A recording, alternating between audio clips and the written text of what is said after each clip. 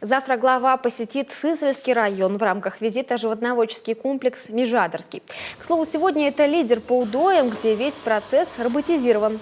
Также Сергей Гапликов встретится с участниками не менее передового в плане практики клуба «Активное долголетие» и молодежной трудовой бригадой на базе Визинской школы. Здесь же он оценит ход строительства нового здания учебного заведения.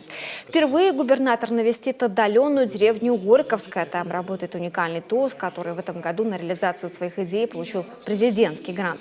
В очередной раз заглянет руководитель региона на лесообрабатывающий комплекс «Промтехинвест». Предприятие это растет с нуля в последние 2 года, причем во многом благодаря участию и вниманию властей, что обосновано. В прошлом году, например, когда инвестор уже выполнил все обязательства по закупке оборудования и ангаров, крупнейшую в истории муниципалитета сделку едва не сорвали местные чиновники. Проблема обнаружилась в статусе земли. Главе снова пришлось вмешаться лично. Полгода он потерял, понимаешь? И ему пришлось лишние деньги вкладывать, ему пришлось там пережить «мама, не горюй». А человек, может быть, головой рисковал. Да и что там, наверное, скорее всего, так и есть.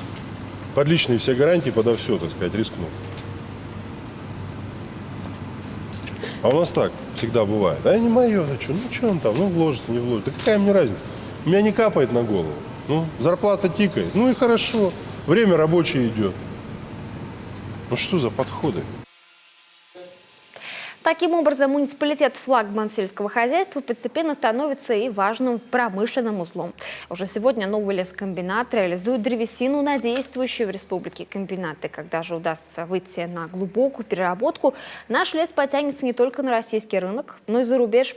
Активного этого ждут, например, в Словакии и Италии.